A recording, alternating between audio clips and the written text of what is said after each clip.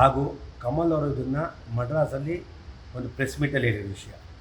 ಅದಾದ 2 ದಿನ ನಂತರ ಕರ್ನಾಟಕದಲ್ಲಿ ಬಂದಾಗ ದಯವಿಟ್ಟು ನಮ್ಮ ಮಾಧ್ಯಮದವರಾಗ್ಬೋದು, ಪತ್ರಕರ್ತರಾಗ್ಬೋದು, ಹಿರಿಯ ಪತ್ರಕರ್ತರು ಯಾರೇ ಆಗಲಿ ಹೋಗಿ ಕೂಡಲೇ ಕಮಲ್ ಅವರ ಹತ್ರ ಇದು ಕೇಳಬೇಕಾಯ್ತು.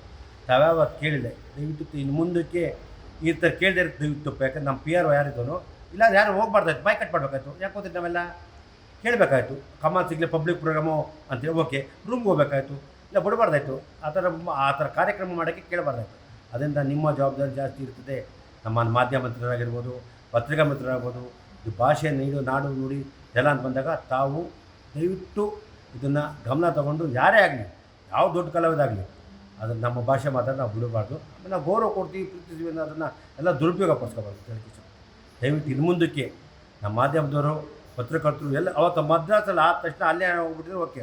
ಅಲ್ಲಿಂದ ಬಂದು 2 ದಿನ ಬಂದ ನಂತರ ಬಂದು ಕಮಲ್ ಹಾಸನ್ ಪ್ರೆಸ್ ಮೀಟ್ ಮಾಡಿದಾಗ ಕೇಳಿಲ್ಲ, ನಾವು ಇದಕ್ಕೇನು ಹೇಳ್ಬೋದು, ಯಾಕೆ ಅವಕಾಶ ಸಿಕ್ಕಿಲ್ಲ, ಎಲ್ಲೋದ್ರು ಯಾರನ್ನೋದ್ರು ಬಿಡೋಲ್ಲ, ಮುನ್ನುಗ್ಗಿ ಅಲ್ಲಿ ಏನು ಮಾಡ್ತೀರಾ, ಏರ್ಪೋರ್ಟಲ್ಲಿ ಅಟ್ಯಾಕ್ ಮಾಡಬೇಕಾಯ್ತು, ಇಲ್ಲ ಇಲ್ಲಿ ಬರೋಕ್ಕೆ ಕೊಡಬಾರ್ದು, ಇಲ್ಲ ಪ್ರೆಸ್ ಮೀಟೇ ಮಾಡಬಾರ್ದಾಯ್ತು. ಅದು ಕರೆಕ್ಟಾಗಿತ್ತು. ಅದರಿಂದ ನೀವು ಫ್ರೀ ಬಿಟ್ಟಿದ್ದೀರಾ ಅಂತ ಕೇಳೋಕ್ಕೆ ಇಷ್ಟ. ದಯವಿಟ್ಟು ಇನ್ನು ಮುಂದಕ್ಕೆ, ಯಾಕೆಂದರೆ ನನ್ನ ನಾಡು ನುಡಿ ಭಾಷೆ ಬಂದಾಗ, ನೀರು ವಿಷಯ ಬಂದಾಗ ಯಾರನ್ನ ಬಿಟ್ಕೊಡ್ಬೇಡ. ನಮ್ಮ ರಾಜ್ಯ ನಮ್ಮ ಫಸ್ಟು, ಆಮೇಲೆ ಬೇರೆಯವ್ರು ಕೊಡೋಣ. ಅದರಿಂದ ನಾವೆಲ್ಲ ಯಾಕೆಂದರೆ ಇದನ್ನು ನಮಗೆ ತಿಳಿದೆಲ್ಲ ಮಾಡಿದ್ರೆ ಗೊತ್ತಾಗ್ತಾಯಿಲ್ಲ. ಇನ್ನು ಮುಂದಕ್ಕೆ ಈ ರೀತಿ ಇವತ್ತಾಗಿದೆ, ಇನ್ನು ಮುಂದಕ್ಕೆ ಆಗಬಾರ್ದು ಅಂತ ಹೇಳೋಕ್ಕೆ ಇಷ್ಟಪಡ್ತೀನಿ. ಕಮಲ್ ಹಾಸನ್ ಅವರು ನಮ್ಮ ತಮಿಳಿಂದ ಕನ್ನಡ ಹುಟ್ಟು ಅಂತ ಹೇಳೋದು ತಪ್ಪು. ಇದು ಯಾರಿಂದ ಯಾರು ಹುಟ್ಟಿಲ್ಲ. ಇದು ದ್ರಾವಿಡ ಭಾಷೆಯಿಂದ ಬಂದಂಥ ಎಲ್ಲ ಭಾಷೆಗಳು, ಯಾವುದೇ ಭಾಷೆ ಬಂದಿರಲಿ ಬಿಡಲಿ, ನೀವು ಆ ರೀತಿ ತಪ್ಪು ಕಮಲ್ ಸರ್. ಕೂಡಲೇ ತಾವು ಕ್ಷಮೆ ಕೇಳಬೇಕು. ಇಡೀ ನಮ್ಮ ರಾಜ್ಯದಂಥ ಕನ್ನಡ ಸಂಘಗಳು, ಚಿತ್ರರಂಗ ಎಲ್ಲ ಹೋರಾಟ ಮಾಡ್ತಾರೆ. ಯಾಕೆಂದರೆ ಎಲ್ಲರಿಗೂ ಅವರವರ ಸ್ವಾಭಿಮಾನ ಇರ್ತದೆ. ನೀವು ಈ ವಿಷಯದಲ್ಲಿ ನೀವು ಹೇಳಿದ ತಪ್ಪು, ನಿಮ್ಗೆ ಯಾವುದೋ ತಪ್ಪು ಮಾಹಿತಿ ತೊಗೊಂಡು ನೀವು ಆ ರೀತಿ ಮಾತಾಡಿದ್ರೆ ದಯವಿಟ್ಟು ಕೂಡಲೇ ಕ್ಷಮೆ ಕೇಳಿ. ಒಳ್ಳೆಯದಾಗಲಿ, ಚಿತ್ರರಂಗ ಒಳ್ಳೆಯದಾಗಲಿ. ಈ ಸಿನಿಮಾ ರಿಲೀಸ್ ಮಾಡ್ತಿರೋ ಬಿಡ್ತು, ಅದು ನಿಮ್ಗೆ ಸಂಬಂಧಪಟ್ಟಿದ್ದು. ಯಾಕೆಂದರೆ ನಮ್ಮ ಭಾಷೆಯನ್ನು ಬಂದಾಗ ನಾವು ನಾಡು ನುಡಿ ಈ ಥರ ವಿಷಯ, ನೀರು ವಿಷಯ, ಜಲ ವಿಷಯ ಬಂದಾಗ ನಾವೆಲ್ಲ ಯಾವತ್ತೂ ಸ್ವಾಭಿಮಾನಕ್ಕೆ ನಾವು ಬಿಟ್ಕೊಡಲ್ಲ. ನಾವು ಯಾವತ್ತೂ ನಮ್ಮ ರೈತರು, ನಮ್ಮ ನಾಡು, ನಮ್ಮ ನುಡಿ, ನಮ್ಮ ಭಾಷೆ ಮುಖ್ಯ. ಅದ್ರ ಮುಂದೆ ಯಾರೂ ಇಲ್ಲ. ಅದನ್ನು ಕೂಡ ಕ್ಷಮೆ ಕೇಳಿದ್ರೆ ಒಳ್ಳೆಯದು ಅಂತ ಈ ರೀತಿ ಈ ಮೂಲಕ ತಿಳಿಸೋಕ್ಕೆ ಇಷ್ಟಪಡ್ತೀವಿ. ತಕ್ಲೈ ಸಿಂಹ ಯಾವ ಚಿತ್ರಮಂದಿರದ್ದು ಹಾಕಲ್ಲ. ಅವನು ಯಾರ ಚಿತ್ರಮಂದಿರ ಅದು ಮೀರಿ ಹಾಕ್ತೀವಿ ಅಂದರೆ ಅವನು ಕನ್ನಡ ದ್ರೋಹಿ ಅಂತ ಘೋಷಣೆ ಮಾಡೋಕ್ಕಾಗುತ್ತೆ. ಆಮೇಲೆ ಈ ವಿಷಯದಲ್ಲಿ ಕನ್ನಡ ಸಂಘಗಳು ಸುಮ್ಮನಿರಲ್ಲ. ಎಲ್ಲರಿಗೂ ಅವ್ರದ್ದೇ ಆದ ಒಂದು ಸ್ವಾಭಿಮಾನ ಇದೆ. ಯಾರು ಮಾಡಲ್ಲ, ತಕ್ಲೈ ಸಿನಿಮಾ ರಿಲೀಸು ಮಾಡಲ್ಲ.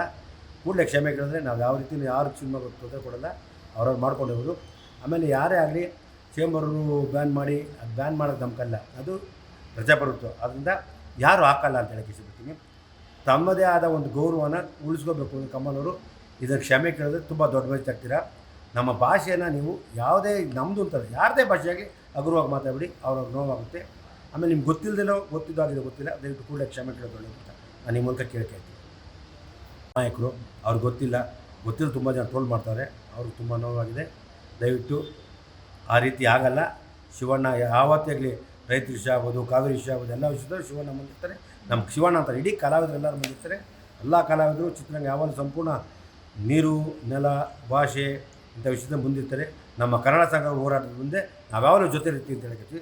ನಮ್ಮ ಸಂಘ ಸಂಸ್ಥೆಗಳು ಅದಕ್ಕೋಸ್ಕರ ಇವತ್ತು ಭಾಷೆ ನಾಡು ನುಡಿ ಉಳಿದೈತೆ ಅಂದರೆ ನಮ್ಮ ಸಂಘ ಸಂಸ್ಥೆಗಳಿಂದ ಅವ್ರು ಸಂಪೂರ್ಣ ನಮಗೆ ನಮ್ಮ ಚಿತ್ರರಂಗ ಅವ್ರ ಜೊತೆಯಲ್ಲಿ ಯಾವಾಗ ಇರ್ತೀವಿ ಅಂತ ಹೇಳಕ್ಕೆ